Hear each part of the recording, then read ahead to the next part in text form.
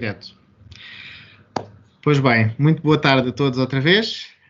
Saudar o doutor, eu sei que ele não gosta que a gente chame doutor, mas eu vou só dizer desta vez, o doutor José Milhazes, que mais uma vez nos deu a honra de estar presentes com a gente para falar hoje especificamente sobre a família Romanov. Agradecer à Génia, à Sandra e ao Pedro por estarem aqui todos presentes. E antes de iniciarmos esta conversa, eu gostaria de pedir, se possível a todos, vamos só fazer 1 minuto de silêncio pela situação que se passou hoje em Beirute, portanto, aquela desgraça, porque este ano está cada vez mais atípico, e se possível iniciaríamos esse minuto de silêncio agora.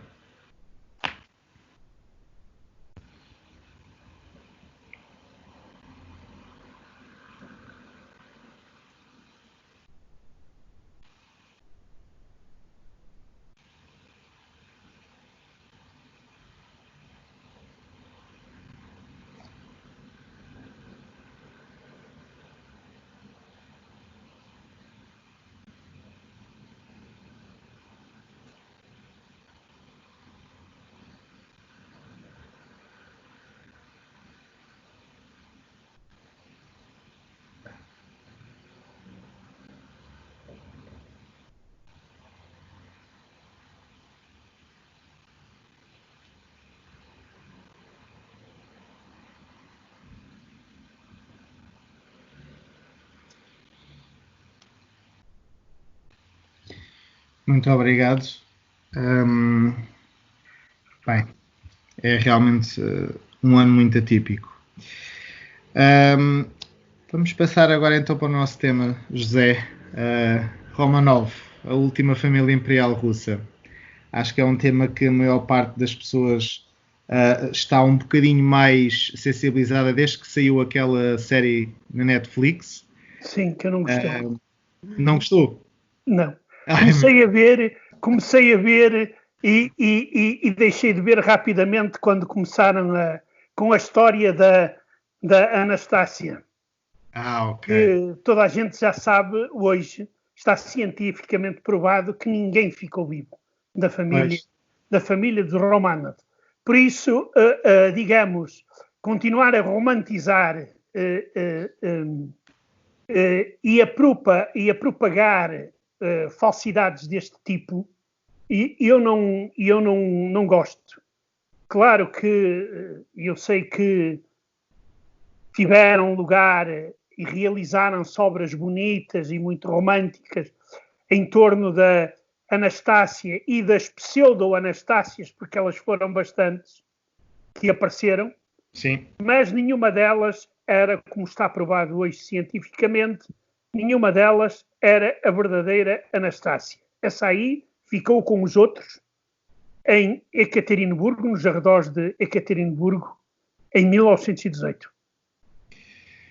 Então, se calhar, possivelmente, para que também quem esteja a acompanhar, não sei se o José quer só iniciar e dar um ponto de vista do que é que foi a família Romanov, como é que ela iniciou. Vamos um bocadinho atrás, por assim dizer. Digamos que as origens da família Romanov, elas não são muito claras. Há algumas discussões. Por exemplo, há uma teoria que diz que os primeiros Romanov vieram da Prússia para a Rússia. Outros dizem que não, que têm origem na cidade de Novgorod. E o apelido Romanov, falar nisso, a família real, todos os membros da família real não utilizavam, porque já se sabia qual era o apelido deles, por isso eles nem pronunciavam sequer o apelido dos Romanov. O apelido deles vem de um Roman, que é o primeiro ou dos primeiros membros desta família que é conhecido. Esta família tornou-se, digamos, a família real, a ascensão desta família, que é uma família de boiardos. Para quem não souber o que são boiardos em russo, era a alta nobreza, a nobreza mais próxima do poder. Uma das mulheres de Ivão o Terrível pertencia a esta família E é a partir daí que esta família se vai aproximando do trono da Rússia e que passa a ocupá-lo em 1613, depois dos russos terem expulso de Moscovo as tropas polacas que tinham ocupado uma parte significativa da Rússia. Ela reinou pouco mais de 300 anos, em 1913 foram os 300 anos, muito, digamos, festejados na Rússia. Como todas as dinastias, teve grandes homens e mulheres e teve pessoas medíocres. Basta recordar, por exemplo, Pedro o Grande, que era talvez o maior dos Romanov, Alexandre I, vencedor de Napoleão, Alexandre II, o grande reformador. Catarina II estava casada com um Romanov. Resta saber se o filho da Catarina legítimo era filho do pai ou era filho de algum dos amantes. Por isso, não sabemos até que ponto é que esta família era mesmo Romanov, mas, digamos, isto é mais para conversas de alcova, como se costuma dizer. Digamos, é uma dinastia, como eu disse, com grandes nomes e com nomes mais medíocres. Infelizmente, um dos mais medíocres é exatamente Nicolau II, que começa a reinar em 1894, depois da morte do pai num atentado terrorista. É preciso que se diga que no século XIX, principalmente, o século XVIII, ou melhor, os finais do século XVIII, ficaram marcados por golpes palacianos. O século XIX fica marcado por atentados terroristas.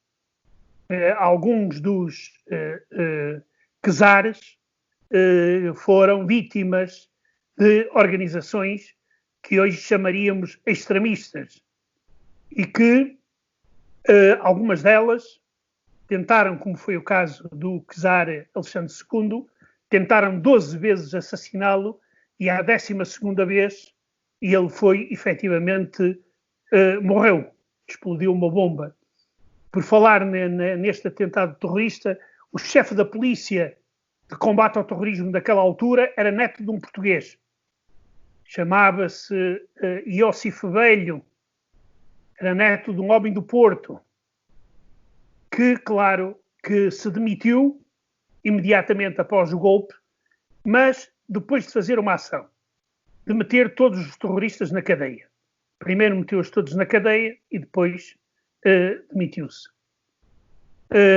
Isto é apenas uma curiosidade. Que se pode mais dizer desta dinastia? Para não ocupar muito tempo e termos mais possibilidade de analisar o último dos Romanov, eu limito-me, digamos, a dizer que a situação na Rússia, na maior parte das vezes, é caracterizada por um ponto muito importante, que é os dirigentes, salvo exceções, como é o caso de Pedro Grande ou de Catarina II,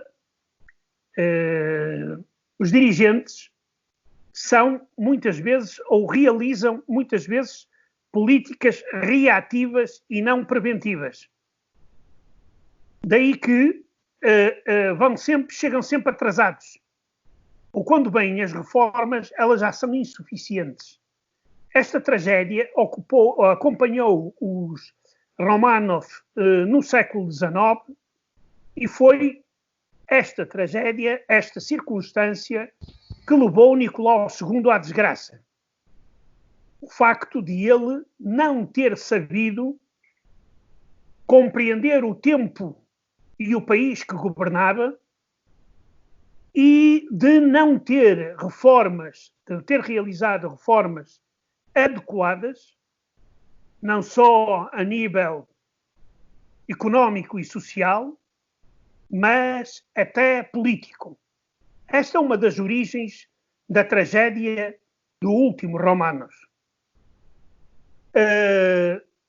Eu não sei se vocês vão querer, quando quiserem fazer perguntas, podem fazer, mas uma das características de Nicolau II, ele teve uma educação muito boa, pelo menos a julgar pelos professores.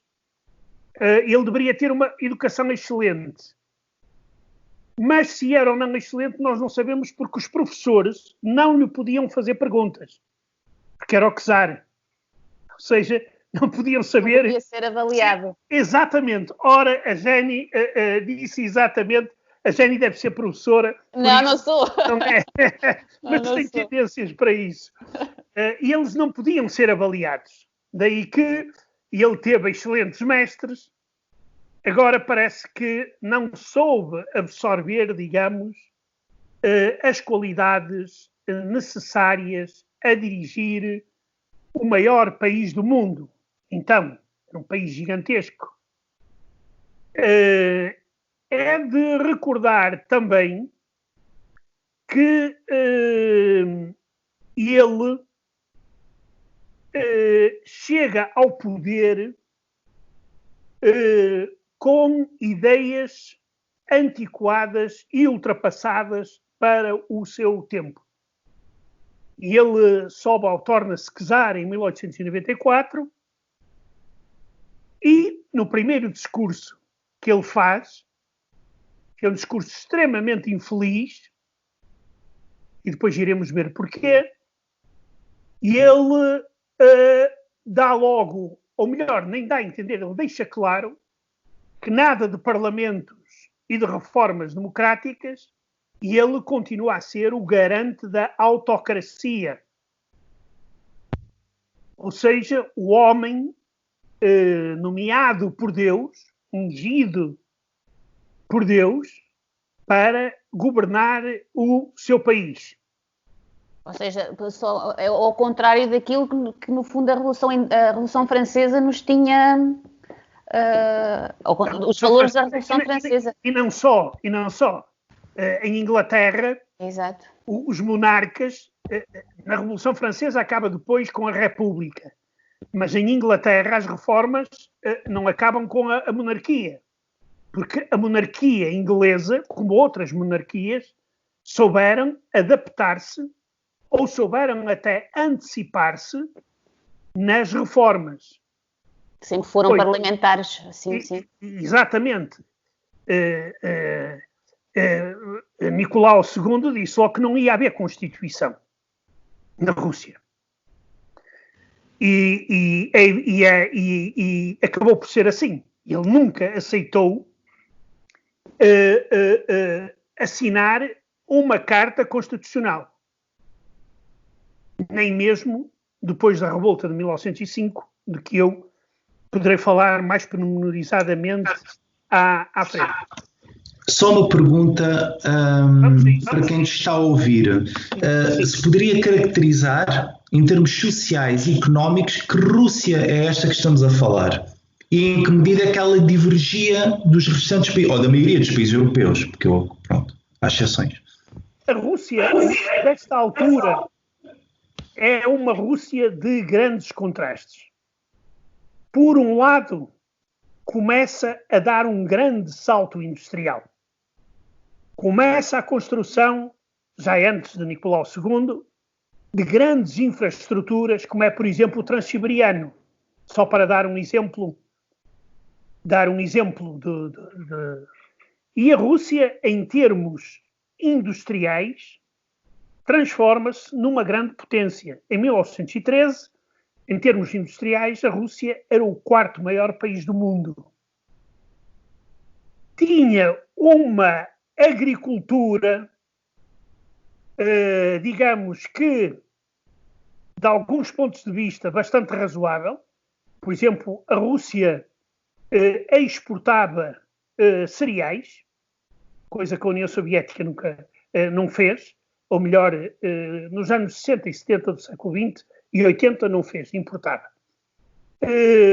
Mas, ao mesmo tempo que este grande desenvolvimento industrial e algumas das reformas que foram feitas no campo agrário, nomeadamente pelo primeiro-ministro Stolypin, que foi assassinado também por terroristas em 1911, faziam crer que a Rússia se poderia transformar numa grande potência económica. Tinha todas as condições para isso.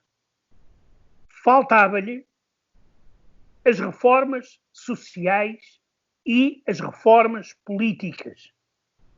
O poder estava extremamente centralizado e era extremamente conservador, fazendo virar contra o czar uma grande parte da intelectualidade e até da nobreza russa, que consideravam, e bem, que sem reformas do corpo político, e nomeadamente da autocracia russa, o país iria ter graves problemas, como veio a acontecer. خيو انت براسك يعني. Sorry. Sim, eu estava a ouvir alguma voz, foi por isso que eu parei. Não, pode continuar. Daí que nós podemos concluir que não fosse, digamos, o atavismo autocrático e a Primeira Guerra Mundial, a Rússia teria um caminho diferente, mas na história não há ses.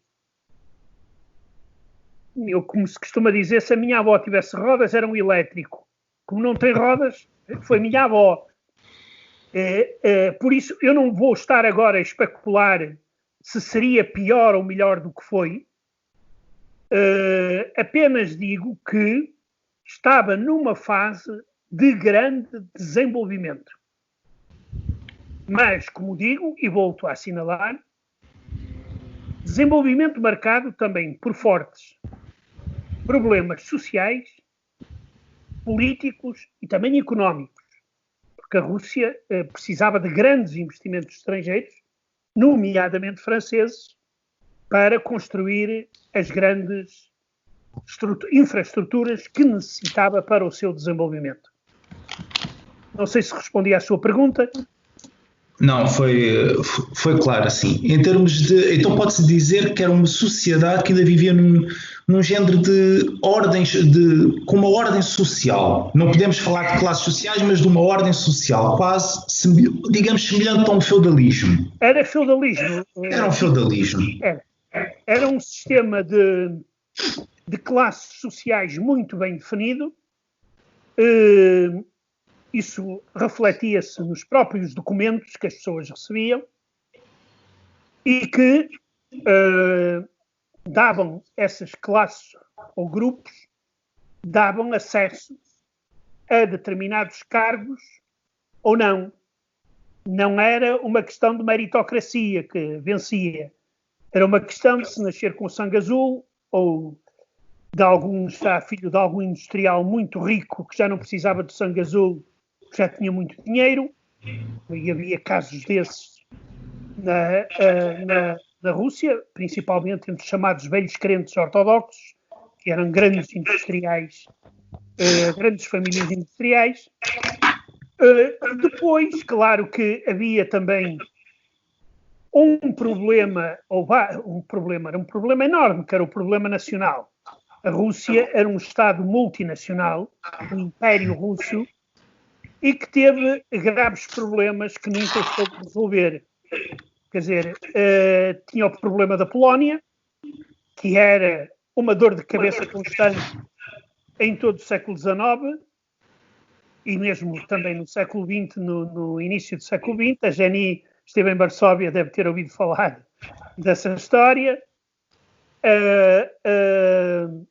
Tinha a questão dos judeus, a proibição dos judeus de viverem nas grandes cidades, à exceção de determinadas profissões, que era o caso de médicos, advogados, músicos.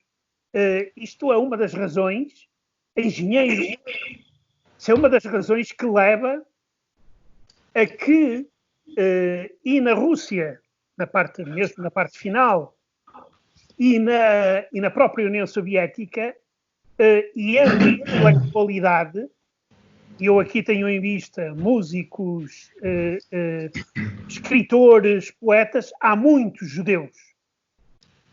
Em comparação, digamos, em percentagem de população, é um número muito grande. Isto, uma das razões era porque, por exemplo, os judeus não podiam comprar terra. Eles, digamos, além disso, a terra, digamos, dificultava os movimentos aos judeus quando começavam os pogroms, as matanças, que eram uma coisa...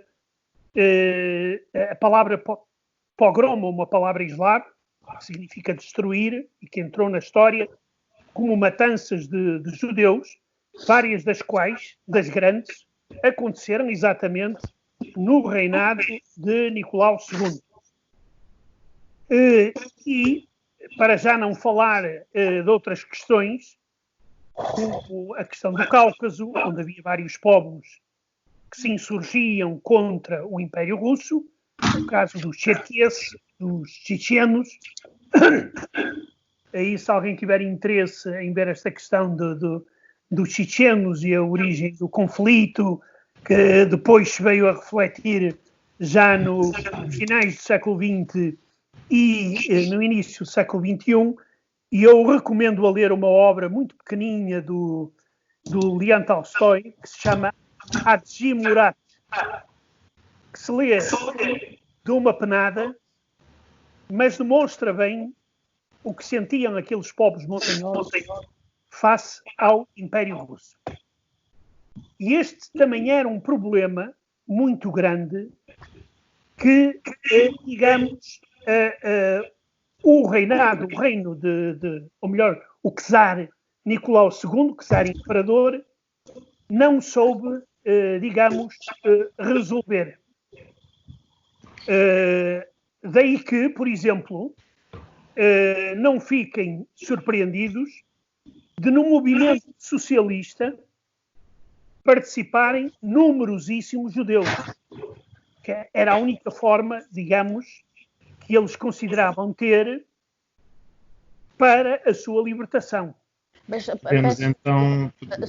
Deixa-me só colocar aqui agora uma questão, até porque eu acabei, estou à espera dos resultados, mas acerca do judaísmo, esta é a altura também em que há na Basileia, mais ou menos 1899, se não me engano, sim, o primeiro congresso sionista. Sim. Exatamente por um cidadão soviético, certo? Russo, sim, exatamente. Sim. Ou seja, marca... Exato. E onde o movimento sionista esteve ligado muito às ideias socialistas. Exatamente. Depois isso vai refletir-se na própria criação do Estado de Israel, o caso dos kibbutz, por exemplo, que são unidades coletivas de produção socialistas, mas que, ao contrário da União Soviética, tiveram grande êxito porque tinham autonomia para crescer. Daí que o caso dos judeus é um dos exemplos, dos problemas nacionais que existiam na Rússia. A Polónia foi sempre uma dor de cabeça, porque os polacos passavam a vida a revoltar-se, queriam ser independentes e acabaram por ser, mas já em 1918. Depois tinha a Finlândia também, que era outra dor de cabeça, o Báltico, digamos, havia toda uma série de problemas que necessitavam de uma personagem como Pedro I ou como Catarina II. Isto, em relação a Catarina, não sei se já disse a vocês, mas eu tenho, em relação a esta senhora, uma opinião muito diferente da que se vende no Ocidente. Ela não era nada liberal. A senhora tinha ideias absolutamente aberrantes em relação aos camponeses e em relação ao poder. O caso, quando ela chega ao poder, que ela publica, é tudo treta, ficou só no papel. Por exemplo, ela deu um dos últimos passos no reforço da servidão da gleba na Rússia. Ou seja, os servos da gleba eram equiparados a animais, não tinham estatuto de seres humanos. Isso foi feito por Catarina II. Claro que ela era amiga de Voltaire, do Diderot e etc., mas lá na Rússia dizia que são um bando de idiotas com quem eu me correspondo, mas não é para os levar a sério. Porque, e aqui vem uma coisa interessante da história russa em geral, um argumento hoje utilizado pelos putinistas, que é a Rússia só pode ser autocrática porque só assim é que se pode governar um país tão grande. E ela é uma das teorizadoras, neste caso porque era uma mulher, ou das teóricas, que desenvolveu esta opinião de que a Rússia só podia existir e crescer sobre a autocracia. Coisa que hoje volta a convencer muita gente, mas eu acho que não é verdade, mas isso aí já podemos discutir noutra situação. Tem alguma pergunta a fazer? Ou...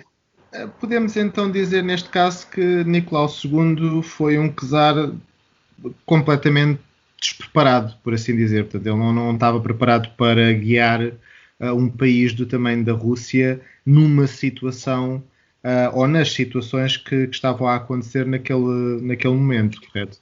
Ele foi um czar medíocre que se rodeou de muitas pessoas medíocres. Pois.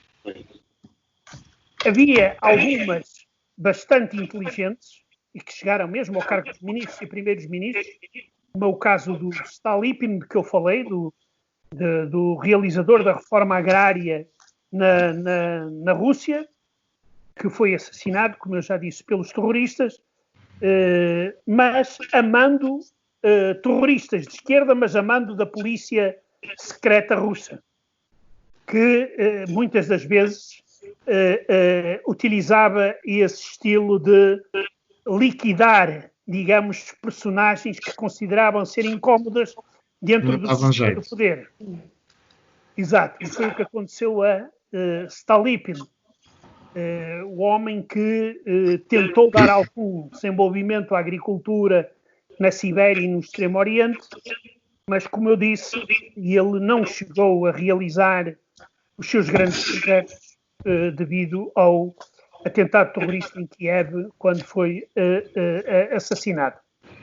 E digamos que, olhando para todo o reinado de Nicolau, eu digo que este é talvez um dos piores czares da história da Rússia.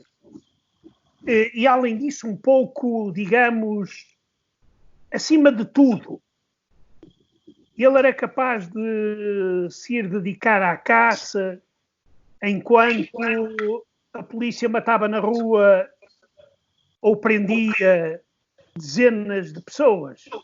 Pois eu até ia dizer que ele era muito descolado daquilo que se estava a passar no próprio país com a própria população. Ele não tinha propriamente uma preocupação muito grande para com isso, não é? Não tinha. Olha, basta lembrar o famoso casamento dele com a tal Alexandra, que também deu um grande romance que se chama Nicolau e Alexandra, se bem à memória. Ficou marcado por um desastre, por uma catástrofe gigantesca, que foi, ele veio casar-se a Moscovo, porque Moscovo era, digamos, a capital antiga da Rússia, e os cidadãos russos, ricos e pobres, mas mais os pobres, concentraram-se num campo famoso de Moscovo, que era Radinka, um campo enorme, porque iriam ser distribuídas prendas e bebidas e tudo isso. E depois começou a correr o boato de que as prendas não chegavam para toda a gente. As pessoas começaram a se esmagar umas às outras. Morreram centenas de pessoas e milhares de pessoas ficaram feridos. Nessa noite, Nicolau II e a esposa foram para um baile na Embaixada de França. Quer dizer, diz muito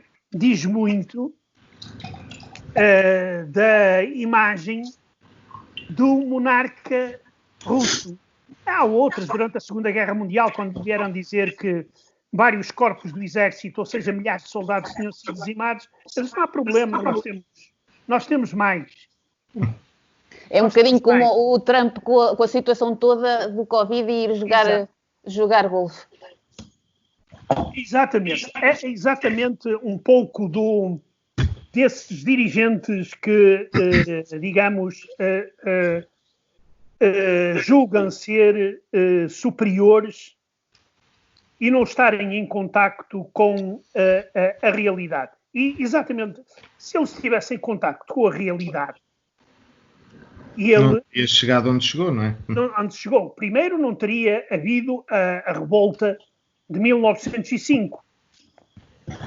Muitos de nós ouviram falar do chamado Domingo Vermelho. Uhum. Quando, dirigidos por um padre, o padre Gapon, milhares de operários de São Petersburgo, com estandartes, cruzes, foram apresentar uma petição ao czar.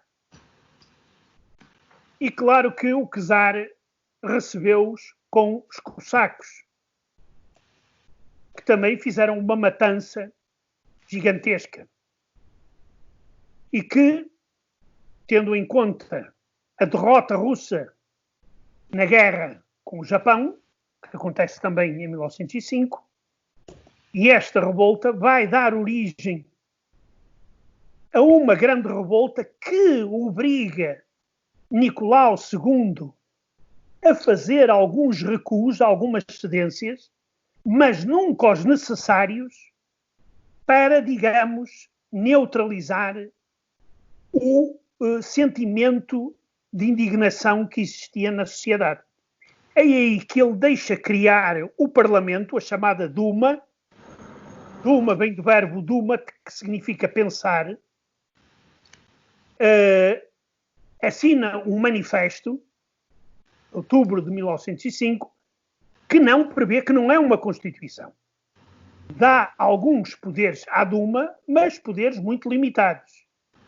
Que depois nós vamos a ver que ele fazia o que queria e melhor lhe apetecia com as Dumas que vieram depois.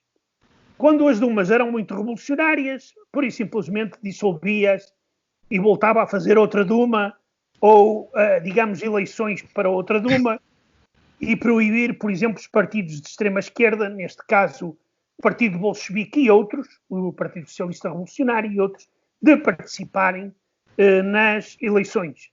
Embora eles depois até participavam de outras formas, mas digamos que essa Duma não se transformou num, digamos, contrapeso do poder autocrático.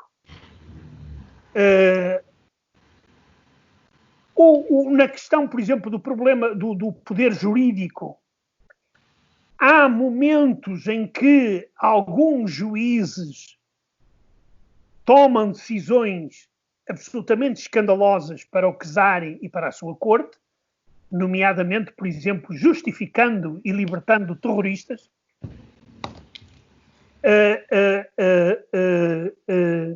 Mas isto, digamos, não significa que existisse um sistema judicial independente que defendesse os interesses iguais. Não havia igualdade, ou seja, não havia liberdade de expressão. Dependendo dos momentos, havia mais ou menos liberdade. Ora abria-se, ora fechavam-se jornais e revistas. Ora se publicava na Rússia, ora se publicava no estrangeiro e depois se trazia para a Rússia.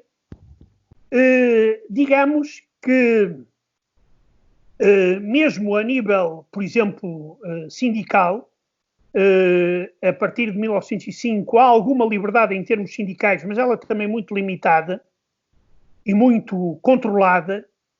Apareceram algumas leis de cariz social, por exemplo, as 11 horas de trabalho como máximo, o seguro médico dos operários nas empresas que tivessem mais de 100 trabalhadores. Quer dizer, começa a haver alguma coisa, mas insuficiente.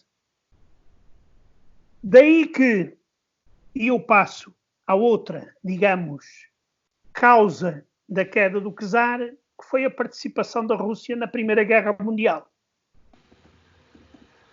que mostrou muito claramente que a Rússia não estava preparada para uma guerra tão longa. Quer dizer, poucos eram os que estavam preparados, mas a Rússia muito menos. E a Rússia não estava preparada devido, digamos, à má situação social que existia. Por exemplo, a maioria dos soldados eram recrutados entre os camponeses, que não tinham vontade nenhuma de combater porque eles praticamente estavam privados de terras próprias, ou tinham pequenos pedaços de terra, os chamados casais, e digamos que não combatiam com grande vontade. E além disso, nós não podemos esquecer que da parte dos revolucionários, não só do Partido Bolchevique, mas volto a dizer de outros, dos mencheviques, os socialistas revolucionários, há um grande trabalho dentro das próprias Forças Armadas que vai corroendo e destruindo o próprio corpo castrense. E se num primeiro período ainda nós vemos algumas grandes ofensivas e vitórias russas, isso depois começa a ser cada vez mais raro. E a linha da frente começa-se a aproximar cada vez mais, digamos, da parte central da Rússia, e começa a haver um grande descontentamento em relação a essa própria, digamos, a essa própria guerra. Daí que, por incrível que pareça, mas uma grande parte da sociedade russa apoiou a famosa palavra-ordem de Lenin, que era a guerra contra o próprio governo. Claro que Lenin recebia dinheiro por isso dos alemães, mas o facto é que tal era a disposição na sociedade russa que eles já estavam por tudo para acabar com aquela guerra. Se o José só me permitir, neste caso, tendo em conta, portanto, um czar que não estava minimamente preparado, fez um conjunto de escolhas muito mal feitas, ou como o José disse, quando os fez já era um bocadinho tarde demais. Qual era a relação deste czar na altura com a Igreja Ortodoxa? E o porquê desta pergunta? Eu faço esta pergunta por um único motivo. Não há tanto tempo houve uma canonização da família. Da família, sim. Exato. Mas, no entanto, na altura foram também abatidos, muito por causa do Rasputin e toda essa história envolvente, alguns sacerdotes da Igreja Ortodoxa. Ou seja, não percebo muito bem qual é então a relação que existe entre esta Igreja, como é que a Igreja vê o czar, qual é o apoio... A Igreja não vê o czar. A Igreja obedece ao czar. Eu quero lembrar que a Igreja na sociedade russa, a Igreja Ortodoxa, que era a maioritária, correto, deixou de ter patriarca com Pedro I. Pedro I, ao fazer uma reforma no campo religioso, criou o chamado Santo Sínodo. O que era o Santo Sínodo? Era um ministério dirigido por um laico que, por sua vez, dirigia a Igreja Ortodoxa. O patriarca só é eleito depois, em 1918, depois da Revolução Comunista. Até aí não havia patriarcas, havia metropolitas só. Ou seja, a Igreja trabalhava para Nicolau II de forma praticamente indiscutível. Claro, por exemplo, tem esse o padre Gapone, uma figura um tanto ou quanto complicada, mas que quis vir para a rua protestar contra o czarismo. Mas digamos que a maioria da hierarquia ortodoxa se manteve fiel até às últimas consequências. Agora, quanto à canonização da família real, que é um tema que eu pensava que iria abordar um bocadinho mais à frente, quando da morte, também podemos fazer, mas não me deixem esquecer, porque é muito interessante. É uma coisa extremamente curiosa e com vários pontos curiosos. Pois. Por isso, a Igreja, no fundo, era um pilar do regime, como era o Ministério da Defesa ou o Ministério do Interior. Compreendem? Sim. Não tinha autonomia. Sim, faria o que lhe era indicado para fazer. Indicado pelo chamado Santo Sínodo, que controlava a situação. Você falou do Rasputin, que é também uma figura muito complexa e às vezes maltratada. Bastante. Porque Rasputin é um homem simples, mas ao mesmo tempo é um homem inteligente. Ele, para chegar onde chegou, não era burro nenhum, como se costuma dizer na minha terra. E eu gostaria de lembrar que ele defendia uma ideia fundamental, que era... Ele defendia a não participação da Rússia na Primeira Guerra Mundial. Por exemplo. Ou seja, era um homem que tinha uma certa visão da política.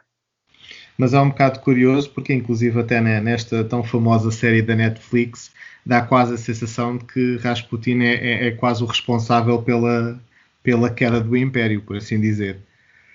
Quer dizer, isso é a outra das fábulas que contam, mas que de histórico tem pouco. Pois.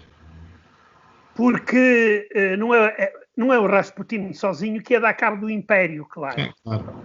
Agora, o Rasputin contribuiu muito para a perca de face da monarquia. Porque ele foi utilizado, por exemplo, no campo da propaganda, em campanhas absolutamente tenebrosas, como era a campanha onde diziam, não sei se nesse filme do Netflix devem abordar isso, que era do tal amor entre Alexandra e o Rasputin. Certo. Que não corresponde em nada à verdade. Ela era uma beata, como se costuma dizer em bom português. Devota, não é? Uma devota incondicional, até porque Rasputin lhe tinha salvo o filho. Podemos discutir como, mas salvou-lhe o filho. Parou o derrame de sangue que permitiu a Alexei continuar a viver. E era uma senhora que tinha toda a confiança em Rasputin. Agora, fazer dela amante de Rasputin é falso. Isso não há... Embora Rasputin gostasse muito de mulheres. Isso é verdade. Era um depravado. como se costuma dizer. Sim, Mas, como se costuma dizer, é o seu a seu dono. Não vamos... Ele foi utilizado por algumas forças para denegrir a monarquia. É por isso que os homens que o vão matar são monárquicos convictos. Está lá o príncipe Yusupov, um grande amigo do nosso Dom Manuel II, por exemplo, tinha estudado com o Dom Manuel II, e depois, quando o Dom Manuel II vai para o exílio, eles são grandes amigos, continuam a ser grandes amigos. O príncipe Yusupov, por exemplo, que é uma das principais figuras no assassinato do deputado Puriskevich, que era um monárquico de extrema-direita, era um homem antissemita, um homem com ideias absolutamente execráveis, porque essa gente, dessa forma, queria afastar a família real da figura de Rasputin. E dizem que quando Rasputin morreu, diz, comigo, quando eu morrer, lá se vai a família real. E aconteceu. E assim foi? E eu não acredito nas bruxas, como dizem os espanhóis, mas que as há.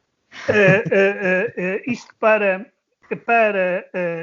falar da situação desta personagem que, claro, foi muito utilizada, e eu volto a sublinhar, para denegrir a família da real russa, para acusarem a imperatriz de ser uma espiã alemã, que em política, como se costuma dizer, vale tudo, menos tirar olhos não. Naquele caso até olhos se podiam tirar.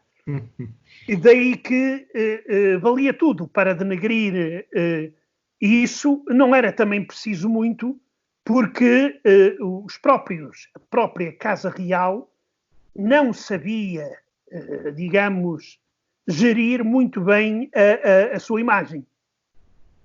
Então, onde é que Lenin, por exemplo, quando fala que Lenin vai, no fundo, de acordo com os alemães, não é? Onde é que Lenin para aqui no meio, fica aqui no meio entre os interesses da Rússia e os interesses da Alemanha que queria avançar?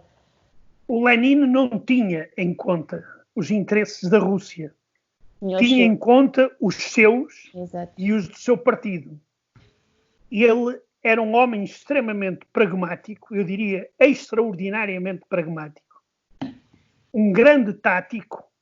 Em relação à estratégia, já tenho mais algumas dúvidas, que era capaz de se aliar ao diabo para chegar ao poder. E nesse sentido, ele era um gênio, não há dúvida. Embora não fosse só ele. Há um homem que muitas das vezes, no tempo da União Soviética, era quase proibido falar dele, que é o Trotsky, onde, por exemplo, a série russa do Netflix, também não gosto, tem lá alguns aspectos que são bastante... Não é fã do Netflix, já deu para ver. Não, adoro. Ainda ontem estive a ver 2 ou 3 filmes da Netflix, tenho visto... Não. Há séries que eu... por exemplo, no caso do Trotsky, há lá... cheira um bocado aquela série antissemitismo.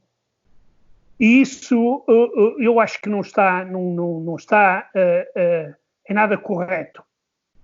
Porque Trotsky foi o grande prático da Revolução. Lenin era um teórico. Quem estava no terreno era Trotsky. É ele que vai bolchevizar os sovietes. Foram criados na Revolução de 1905, depois tiveram, digamos, em tipo banho-maria até a Revolução de Março de 1917, quando o czar renuncia ao trono e se criam 2 poderes, que é o poder de governo provisório e o poder do soviete de deputados, de operários e camponeses, depois vem também de soldados, que, no fim de contas, vão ser o braço armado da Revolução.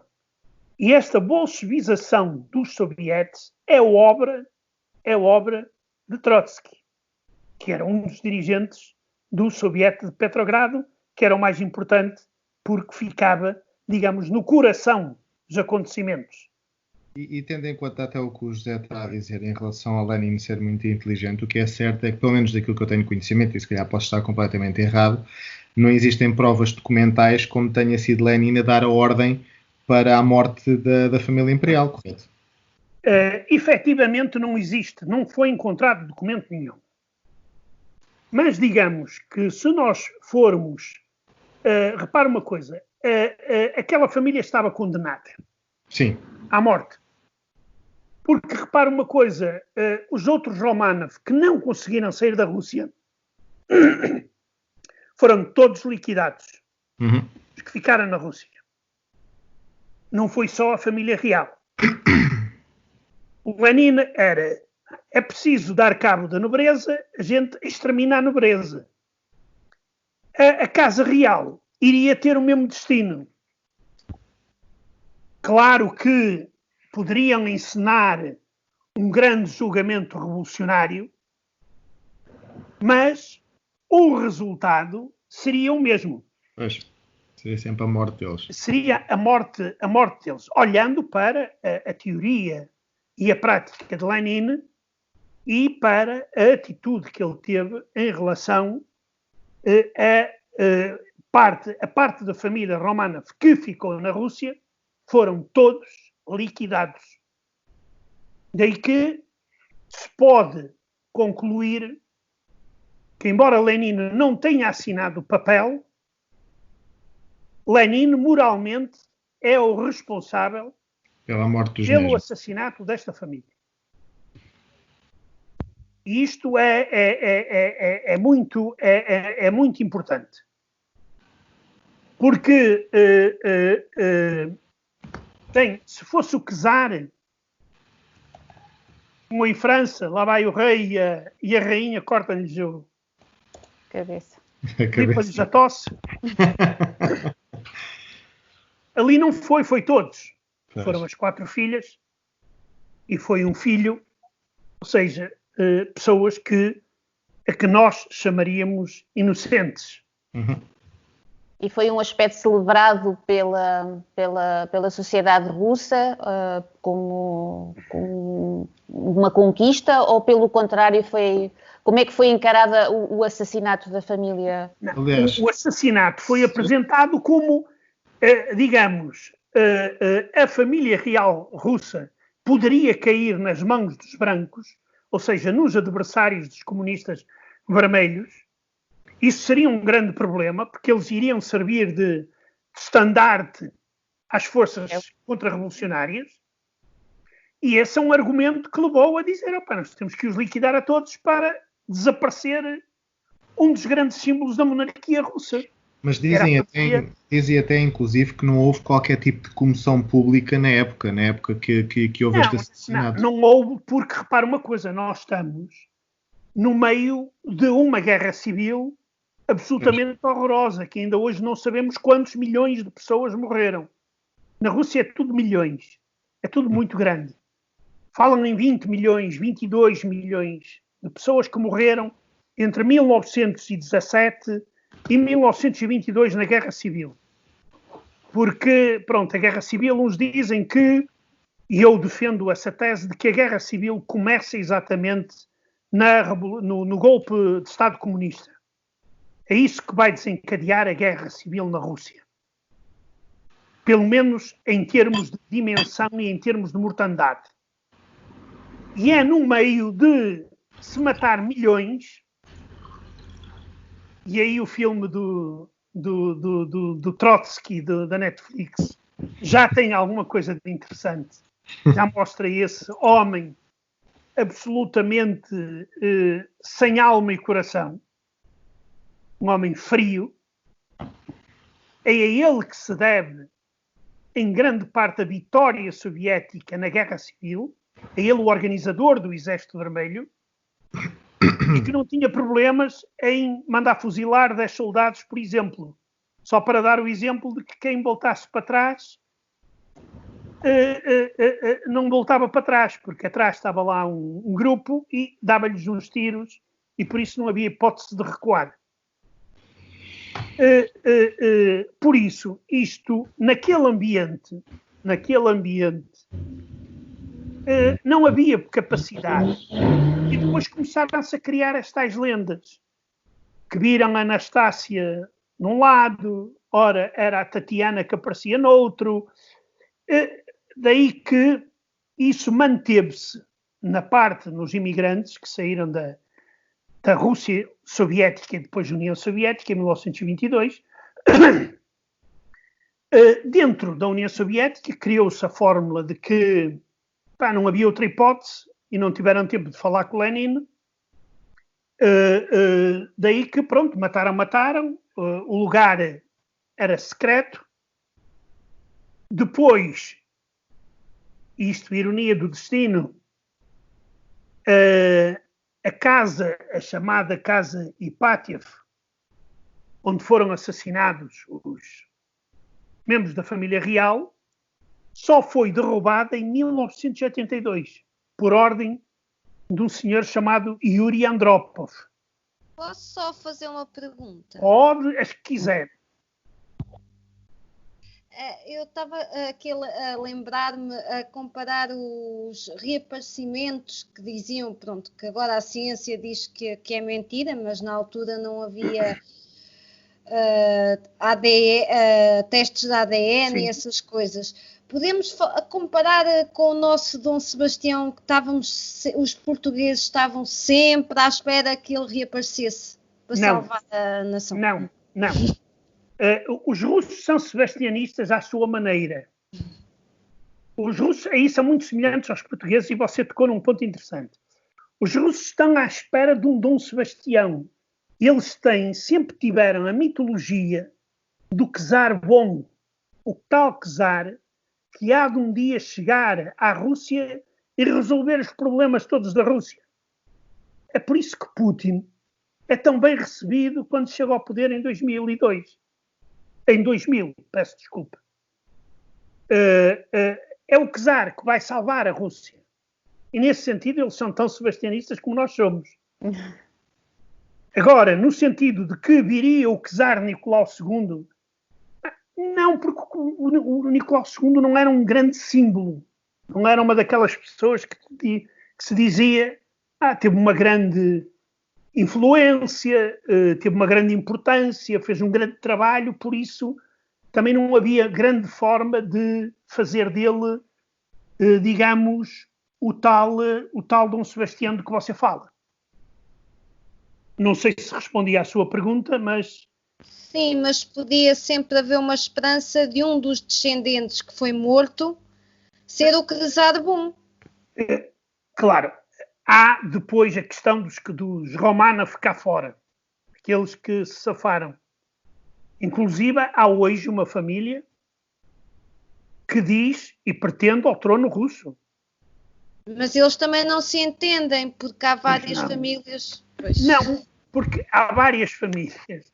E depois é a questão do parentesco e a questão da forma como eles olham para a história. Por exemplo, o atual candidato, que é um jovem que viveu muitos anos em Espanha e que agora vive em Moscou, o avô dele foi o único Romanov a apoiar o golpe republicano que derrubou o Nicolau. Só que depois saiu da Rússia, conseguiu sair a tempo, e lembrou-se que podia ser o grande candidato. A outra parte da família, principalmente aquela que vive na Dinamarca, e esses são mais próximos em termos de parentesco e de digamos, ideologia. Por isso anda tudo à batatada, como se costuma dizer. Mas neste momento há um sucessor que supostamente eles dizem que teria mais credibilidade, que seria a Maria Vladimirovna, não era? Pois, eu estava a falar do filho dela. Pois. Do filho da Maria Vladimirovna. Ou melhor, sim, é o filho. É o seguinte, o que significa credibilidade? Na Rússia, a questão da monarquia não é uma questão premente. Ele já tem um monarca, chama-se Vladimir II. Pois, exato. O atual presidente da Rússia tem tantos poderes com que nenhum monarca pode sonhar. Era nesse ponto que eu queria tocar outra coisa. Eu li num artigo, penso que foi o salvo erro, no Observador, fazia uma comparação que eu até falei com a Geni, em relação ao Putin e à política dos cruzados, que era uma política secreta. Não sei se concorda com isto. Claro, concordo. É uma política secreta, pouco transparente. Mas isso é típico russo. As coisas resolvem-se na corte. Sim, é do frio. Não sei se é do frio, mas a política russa é muito bizantina. Ninguém vai esperar que Putin seja derrubado por uma manifestação de massas, não. Pode ser por um golpe palaciano. Agora, não será por, digamos, um movimento de massas ou umas eleições abertas e democráticas. Não, eu, nesse sentido, não sou otimista.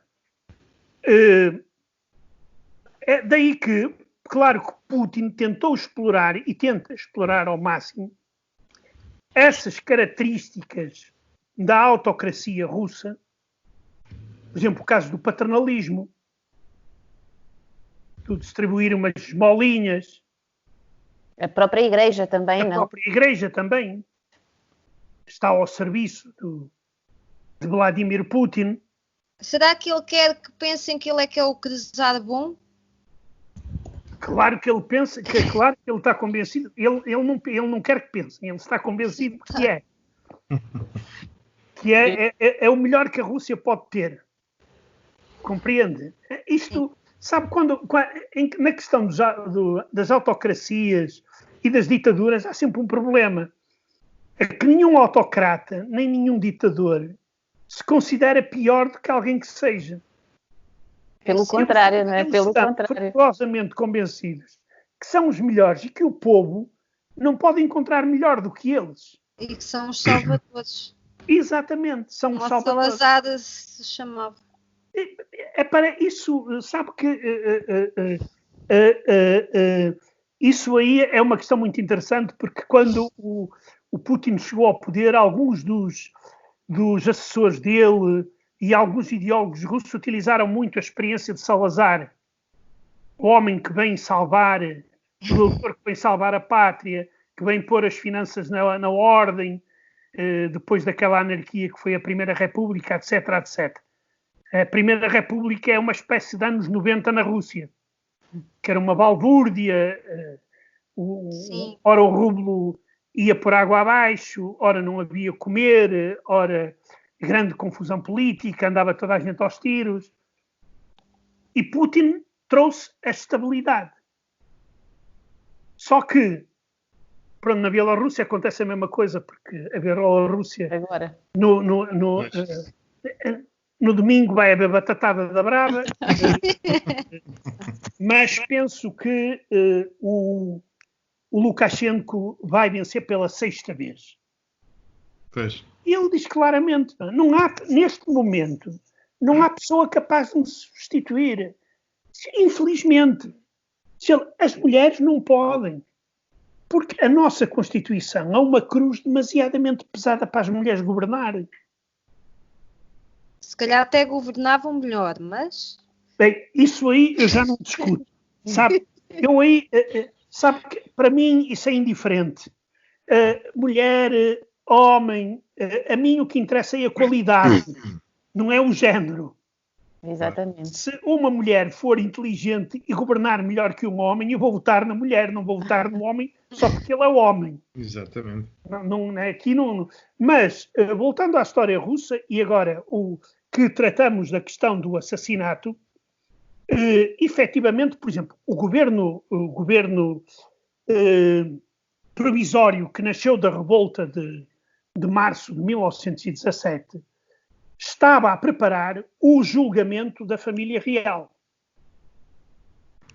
Mas, temendo pela segurança da família real tirou-os de Tsarsky Selo. Tsarsky Selo é uma vila que fica muito perto de São Petersburgo. É uma espécie de Sintra, onde os reis iam passar o verão e a nobreza. Eles estavam lá na casa de campo do czar e levou-os para Tambov. Tambov é na Sibéria Ocidental. Em 1918, já com a guerra civil e tudo, os bolcheviques trouxeram-nos para Ekaterimburgo para os manter, digamos, debaixo do olho e não os deixar escapar. Agora, passando à questão da canonização, que é mais uma daquelas coisas. Já agora, antes só do José passar à questão da canonização, peço desculpa. O José pode indicar não sei se sequer se podemos considerar um motivo oficial, mas qual será o motivo oficial da execução da família? Porque até agora há muita coisa à volta, terá sido a chegada dos bolcheviques, terá sido... Há muitas considerações. Qual será o motivo oficial? Havia um motivo oficial. Havia um motivo, que era não os deixar cair nas mãos dos brancos, vivos, nem mortos.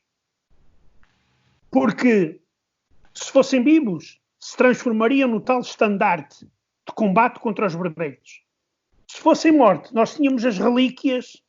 Exatamente. Como têm nas igrejas. Os mártires, exatamente. Os mártires. Ora nem mais. Por isso, além de terem de ser assassinados, eles tinham que ser destruídos e sepultados em parte incerta. Isto aqui é uma coisa que está dentro, é um facto. E as pessoas que os assassinaram partiram destes princípios. Os bolcheviques que os assassinaram. E ainda há muito mistério à volta dos restos mortais do príncipe herdeiro, o Alexei, não é? Não, já não há. Já não há. Havia até pouco tempo, e em relação à Anastasia, neste momento, os cientistas russos conseguiram identificar os restos mortais de todos. Ok. Recorrendo nomeadamente, no caso do ADN, eles foram buscar amostras à família real inglesa, sim, nomeadamente à rainha, que eles têm um ramo comum. E a rainha de Inglaterra, Isabel II, aceitou doar material para determinar. Tanto mais que essa investigação foi feita não só por cientistas russos, mas também por cientistas ingleses. Foi feito um grande trabalho e neste momento não há dúvidas. Então não há qualquer mistério, digamos assim. Não há qualquer mistério. Porque, repara uma coisa, a não ser que a gente acredite em milagres. Compreende? Porque uma das versões é o Alexei ou a Anastasia salvaram-se milagrosamente. E então aí começa, e tal, lá o chefe do batalhão teve pena do puto e fizeram de conta que mataram o puto, mas não o mataram e levaram-no às escondidas e não sei qual. Não, hoje pode-se afirmar, não ficou ninguém para contar a história. Isto é uma realidade. Na questão da beatificação e depois da canonização, há um caso muito curioso. Se alguém estiver interessado em aprofundar o tema da Igreja Ortodoxa Russa e o poder e tudo isso, eu escrevi um livro em 2017 que se chama A Mensagem de Fátima na Rússia, que não é, como alguns pensam, uma obra de cariz teológico, que eu não sou teólogo, é uma obra de cariz histórico. Era como a mensagem de Fátima chegava à Rússia. Por exemplo, um dos capítulos é exatamente se a família real russa soube da mensagem de Fátima. Porque começaram a aparecer textos de que em 1918, pouco antes de ter sido fuzilado, Nicolau II teria sabido das aparições em Fátima. Exato, e até de memórias, mas é mentira. Isto é mentira. Porque a Rússia, em Fátima, só aparece em 1934. Quando é revelado pela irmã Lúcia. É 1934. Mas eu lá analiso esta questão da canonização. É uma coisa muito interessante. Reparem uma coisa. Foram canonizados só a família real. Mas além da família real, foram fuzilados com eles mais pessoas. Nomeadamente criados. E o médico. E o médico. O médico, exato. Que não foram canonizados. E vocês podem me perguntar, José Milhares, mas porquê? Sim, E o José Milhares responde, porque entre eles está um católico letão.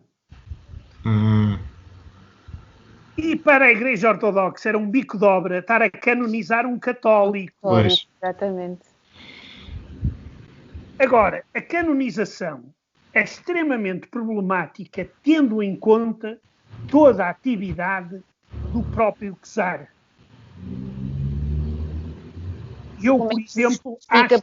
Exatamente, como é que se justifica a canonização de alguém que fez o que fez? Exatamente. Não, e não só, e tendo sido em 2000, quando o governo que está neste momento no poder não tem nada a ver propriamente com a família imperial, no sentido em como é que o governo se processa, não é? Mas isto aqui era uma espécie de...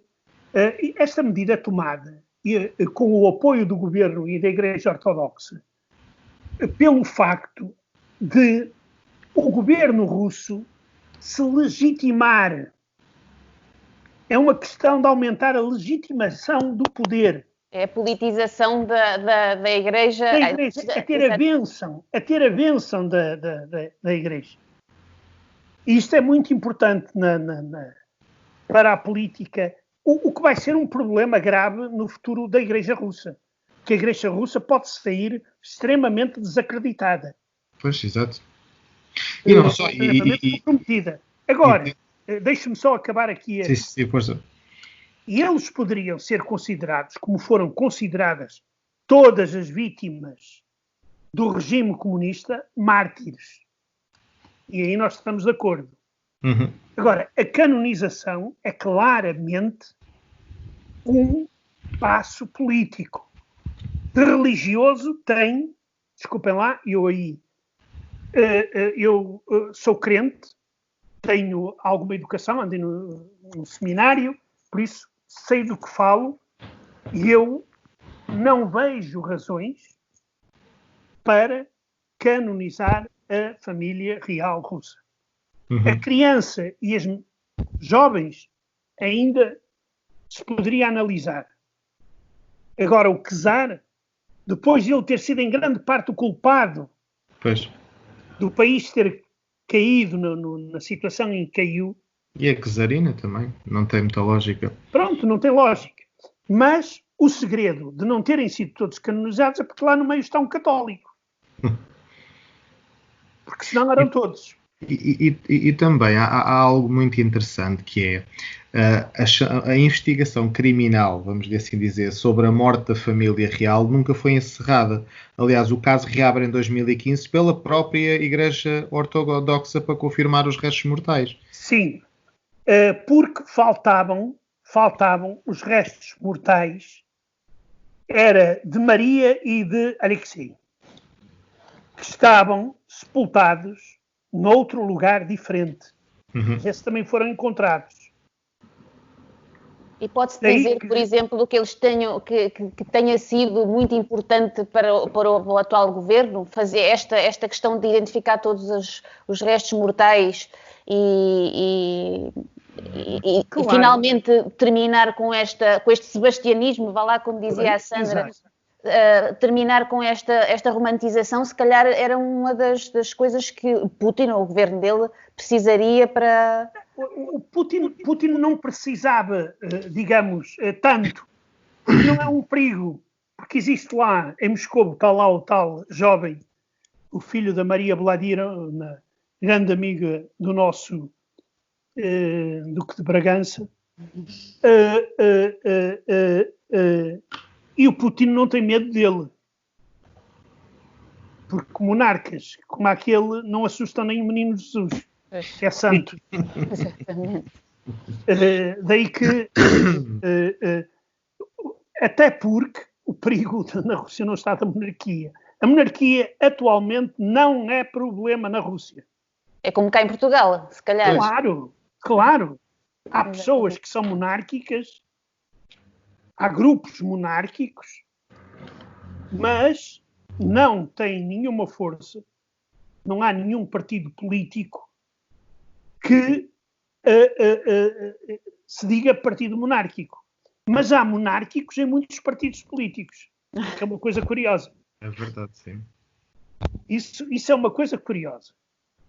Mas porque o partido monárquico não dá direito a tacho. E nos partidos que estão no Parlamento isso, aí já é um tachinho e até que permite ser monárquico e ter o tacho, o que combina idealmente. Junta-se o útil ao agradável, exatamente. Útil ao agradável, exatamente. Daí que todo este processo e a própria análise desta figura, Nicolau II, às vezes ela continua a causar paixões. Há pessoas que escrevem tratados a glorificá-lo, a santificá-lo, a justificar tudo e mais alguma coisa. Mas, neste momento, ao contrário do que acontecia na União Soviética, em que ele era demonizado, neste momento há trabalhos bastante bons sobre a atividade política deste monarca e bastante até... o problema é que no Ocidente há poucas traduções de obras russas em determinados campos.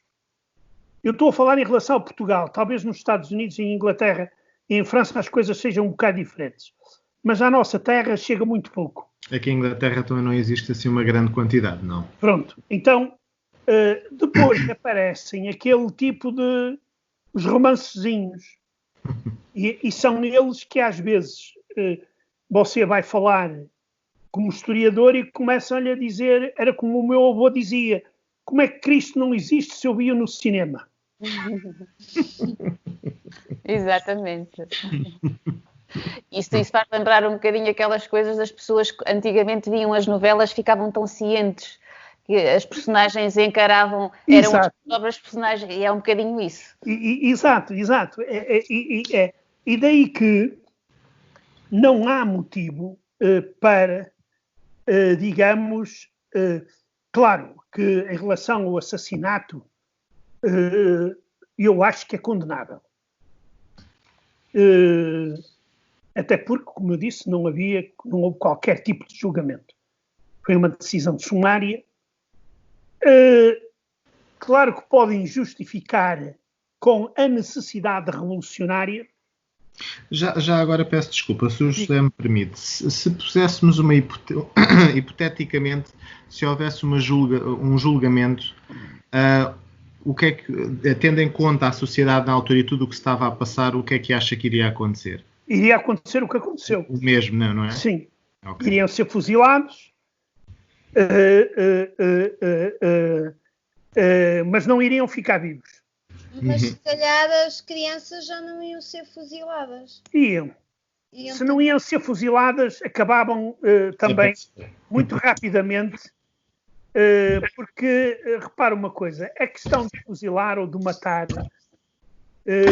você vai ver, por exemplo, na época de Stalin, crianças menores que eram mandadas para campo de concentração e fuzilados, sem qualquer tipo de problema. Uhum. Ou seja, a morte, o assassinato, o fuzilamento é um meio para que justifica a própria política. Sim, e aqui também há uma coisa interessante que é, em relação à pena de morte, porque é que na União Soviética havia pena de morte? É porque a pena de morte era interpretada como um caso de misericórdia em relação à prisão perpétua. Compreendem? Sim. Para lhes poupar o sofrimento. Exatamente. As pessoas estarem a sofrer a vida inteira. Que é uma romantização, acaba por ser também... No fim de contas é para não estarem a ocupar o lugar que demasiado tempo. Exatamente. Mas isto para dizer que eu não tenho a mínima dúvida de que eles teriam... Depois vocês vão ver a matança e o tipo de matanças que eram feitas já mesmo durante a vida de Lenin e depois de Stalin. Quer dizer, só por milagre é que iria ficar alguém vivo. Exatamente. Porque a grande parte da nobreza, salvo algumas exceções, que souberam encaixar-se rapidamente no novo poder, conseguiram salvar a pele. Ou fugir para o estrangeiro, não é? Fugir para o estrangeiro. Existe, por exemplo, agora estou-me aqui a lembrar, pode ser assim um bocado absurdo, mas estou-me a lembrar do julgamento do Stávora, com o Marquês de Pombal e a forma como eles também foram mortos. Existe algum paralelo em termos do resultado final que se pretendia com aquilo que aconteceu cá em Portugal? Existe alguma... Estava pré-determinado como eles iriam acabar. Restava saber era em que momento e em que circunstâncias. Nós não podemos falar em justiça. Sim. Pois. Falam numa coisa que eu acho que não é justiça, que é justiça revolucionária. Que é uma coisa um pouco diferente. A justiça revolucionária tem outras normas, que não é justiça. A própria revolução justifica o ato em si de julgar, não, no fundo, de executar sem um prévio julgamento. Exatamente. Tal como aconteceu na Revolução Francesa. Exatamente. Mas o problema da justiça revolucionária é um problema comum a todas as justiças revolucionárias. Começam a matar e depois não param. Pois é muito complicado. Primeiro matam os nobres, depois matam os burgueses, depois matam os camponeses ricos, depois matam os camponeses pobres, depois começam a matar a intelectualidade, depois começam-se a matar uns aos outros, comunistas, e a máquina continua a devorar os seus próprios... A revolução, como dizia, não sei, parece-me que era Robespierre ou Danton que dizia que a revolução devora os seus próprios filhos. Mas foi um desses. E é verdade, isto é uma verdade. A justiça revolucionária começa, mas não para. E exige constantemente, digamos, novas vítimas. Exato. Daí que não há, e eu não tenho dúvida nenhuma, e aqui não ponho sequer a questão do se, eles não iriam de forma alguma sobreviver. Seria um contrassenso total e eu penso impensável. Mais perguntas? Já agora... Foram bons que representavam, não é? Peço desculpa, falámos ao mesmo tempo, não é? Não, eu estava a dizer que o problema era a representação, aquilo que eles eram. Só o facto daquilo que eles eram era um problema. Era uma necessidade de eliminar. Claro. Nós, por acaso, uma coisa só que eu gostaria de ter perguntado, porque acho que nós saltamos assim bocadinhos. Numa parte da caracterização da sociedade russa, falou-se de uma tentativa de atração de investimento de capital estrangeiro, nomeadamente da França, provavelmente da Bélgica, da própria Inglaterra, por aí afora. Até que forma moldou-se as cidades russas com uma nova camada social do proletariado que esteve disposta a aceitar estas correntes, estas ideologias que vinham também da Europa Central. Aqui há uma coisa que é importante. A Rússia é um país gigante. E quando se fala em industrialização, fala-se em focos de industrialização. fala-se Petrogrado, fala-se Moscovo, fala-se Ivánova, onde era a tecelagem, fala-se nas minas, nos Urais ou Sibéria, ou seja, são focos industriais. Que, reparem uma coisa, a tática dos bolcheviques foi brilhante no sentido em que eles atacaram no coração e tomaram o poder no coração. Ou seja, em São Petersburgo, então Petrogrado, porque isto aqui é uma confusão desgraçada, alguns nomes de algumas cidades russas, eu depois posso explicar porquê, mas o poder é tomado nas grandes cidades. E depois, e este foi um grande problema, foi que os bolcheviques nunca tiveram que enfrentar uma força unida dos brancos. Porque os brancos estavam extremamente divididos. Dentro dos brancos havia monárquicos de extrema-direita, monárquicos liberais, havia republicanos, havia socialistas de direita, havia, digamos, uma quantidade enorme de forças que não conseguiram unir numa força única contra os bolcheviques. Os bolcheviques aí souberam jogar. Aproveitaram a defesa, exatamente. Exato. E não só, eles aliavam-se, foi o caso dos socialistas revolucionários, eles aliaram-se aos socialistas revolucionários, mas quando os socialistas revolucionários viram o que estava a ser construído na União Soviética, tentaram revoltar-se e foram liquidados. O mesmo aconteceu aos anarquistas. Os anarquistas que apoiaram a Revolução de Alma e Coração, em 1922, fazem o levantamento de Kronstadt, em que eles defendem os soviéticos sem comunistas e outras palavras de ordem, são pura e simplesmente liquidados. Ou seja, os vermelhos, nesse sentido, conseguiram dividir, não permitiram a criação de uma frente única, e essa é uma das razões da vitória deles na Guerra Civil. Mesmo a intervenção estrangeira que lá se dá, ela também é extremamente contraditória, pelo seguinte, porque tinha acabado a Primeira Guerra Mundial e as tropas francesas ou inglesas que são mandadas para a Rússia já vão extremamente desmoralizadas. E querem lá saber eles que esteja lá o Lenin ou que eles queriam era ir para casa.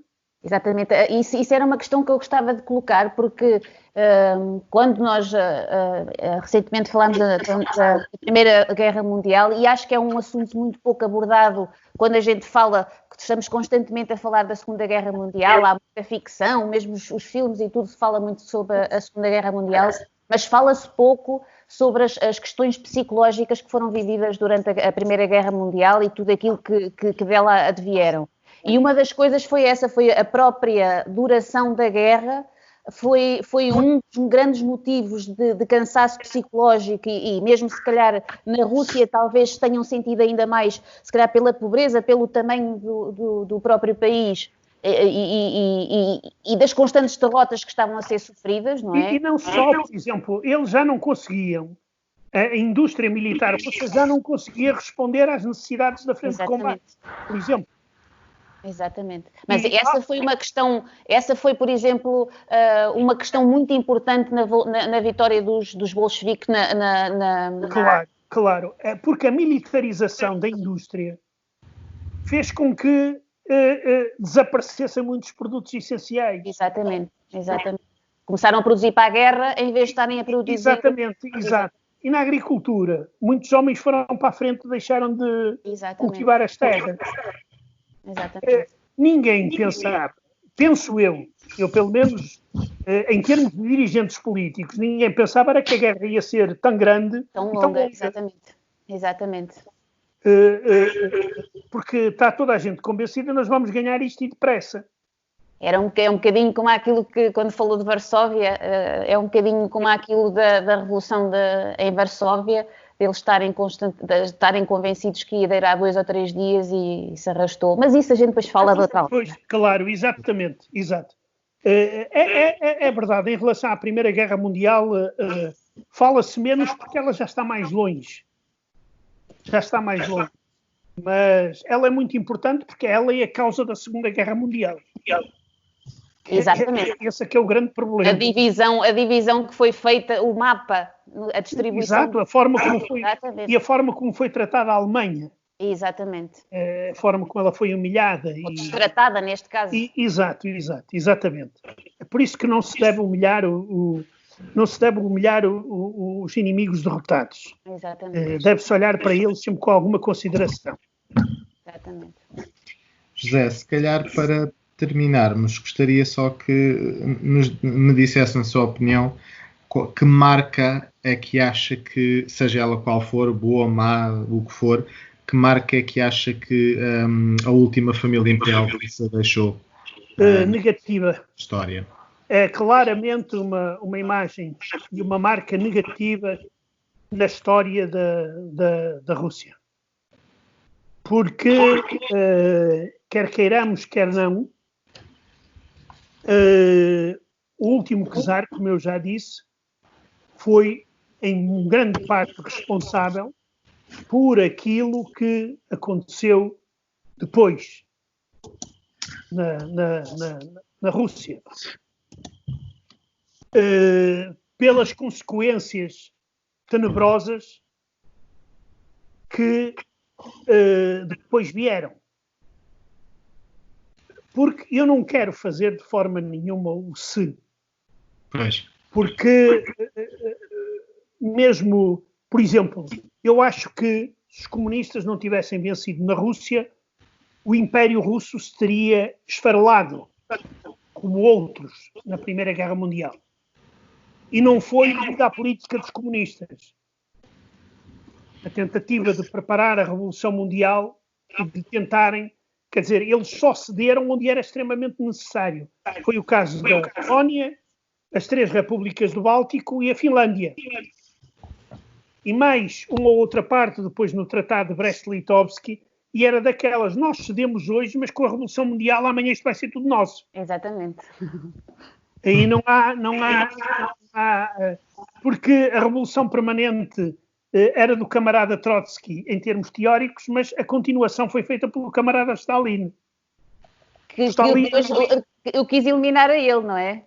Sim, mas o Stalin soube ir ao pensamento de Trotsky, buscar aquilo que era necessário, nomeadamente a disciplina militar imposta por Trotsky nas Forças Armadas, por exemplo, e a questão da Revolução Permanente. O grande teórico da Revolução Permanente é Trotsky, mas o grande realizador é Stalin, que alarga, digamos, quando morre, deixa meia Europa vermelha e depois estendida a outros países do terceiro mundo, mas como se costuma dizer, isso já é tema para, já se entra na Guerra Fria e noutras coisas. Por isso, por exemplo,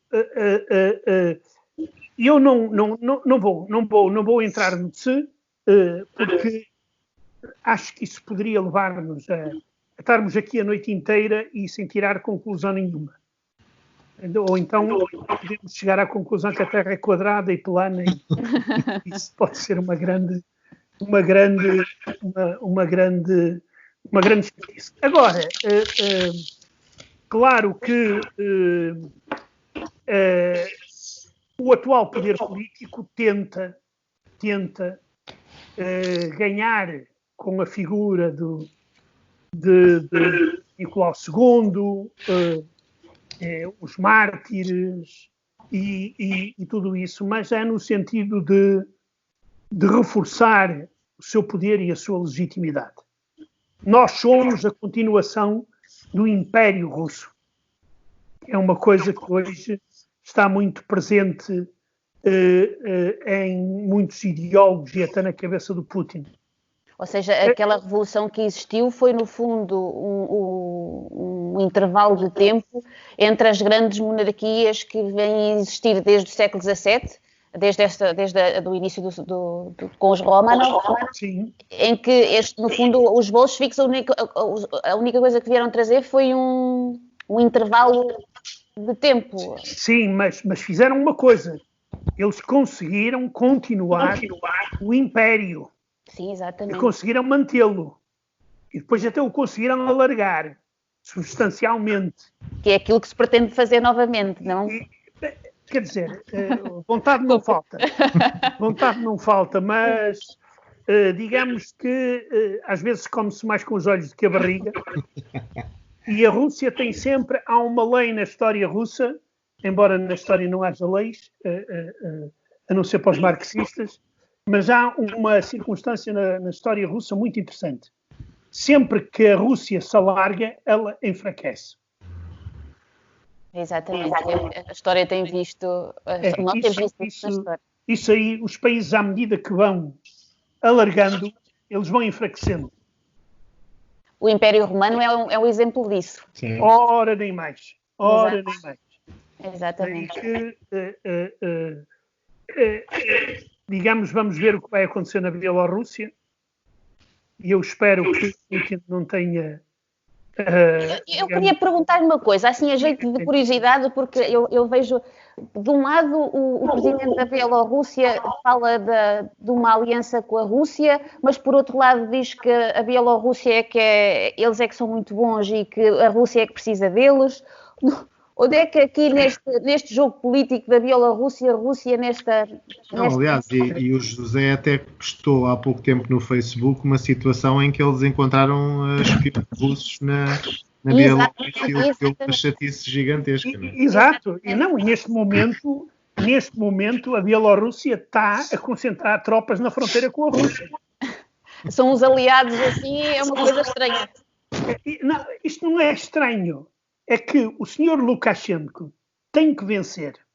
Pois. Agora, o Putin está farto dele. Toda a gente está farta dele.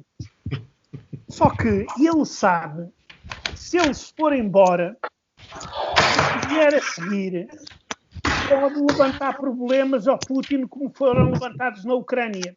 Compreendeu? Sim. E ele sabe, se estiver com a corda ao pescoço, a Rússia vem em seu auxílio. Exato. Convém ter os inimigos, mantenham os seus amigos próximos, mas os seus inimigos mais próximos ainda, não é? Exatamente.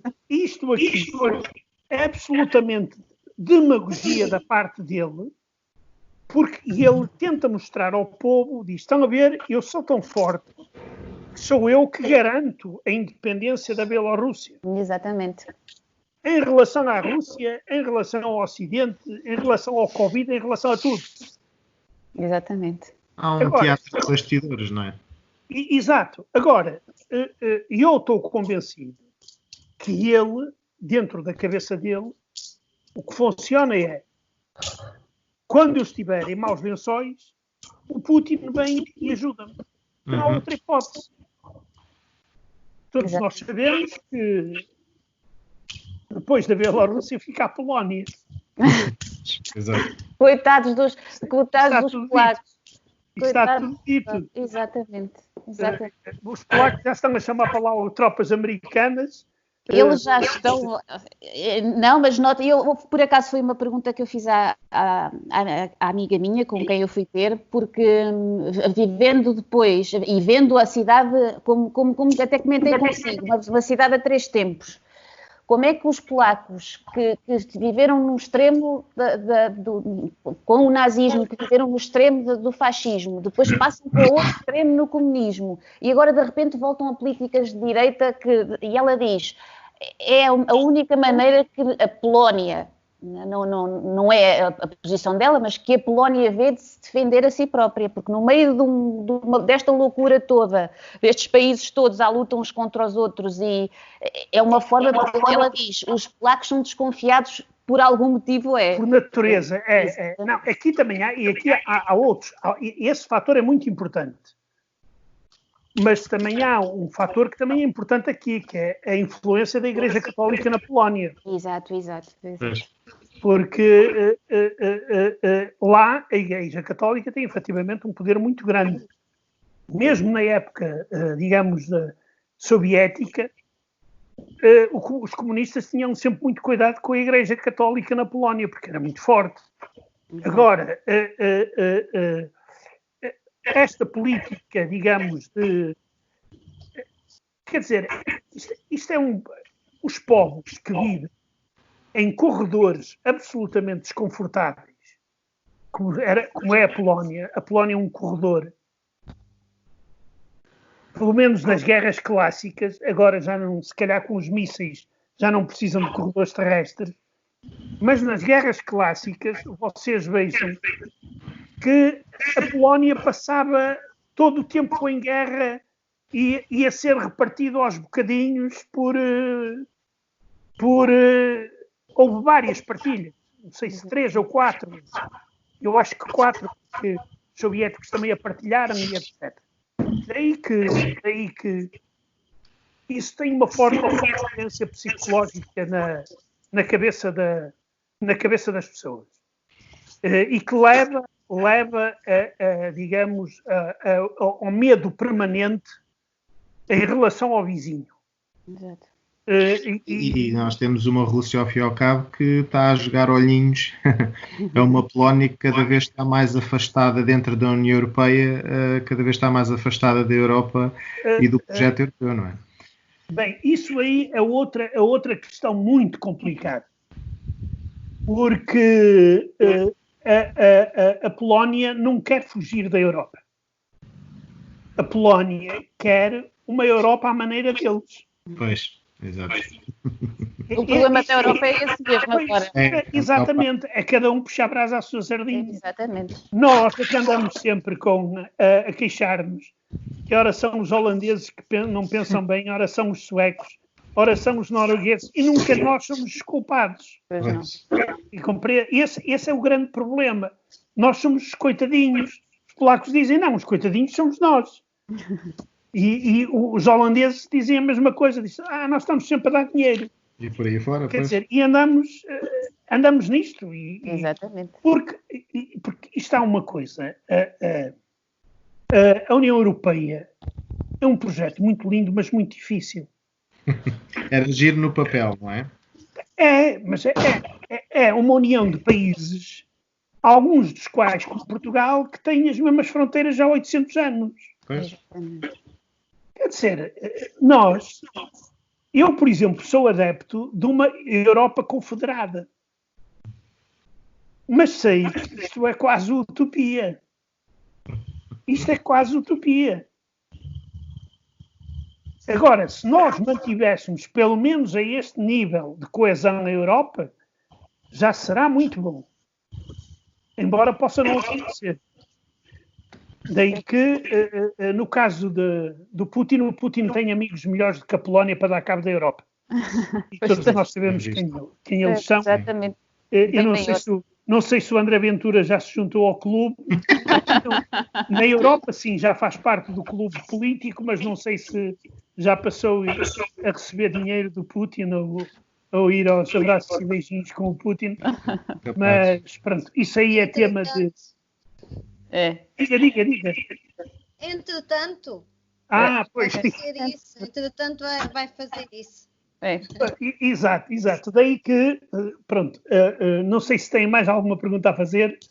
Mas, olha, queria lhe agradecer imenso uma vez mais. E não lhe quero tomar mais tempo, até porque você para o mês que vem está cá outra vez. Você agora vai ser lá de casa. Por isso. Obrigado. Não, obrigado nós. Queria agradecer uma vez mais o tempo que nos disponibilizou em meu nome e em nome de todos, mas cada um irá agradecer a seu tempo. Muito obrigado, José. É sério. Obrigado eu.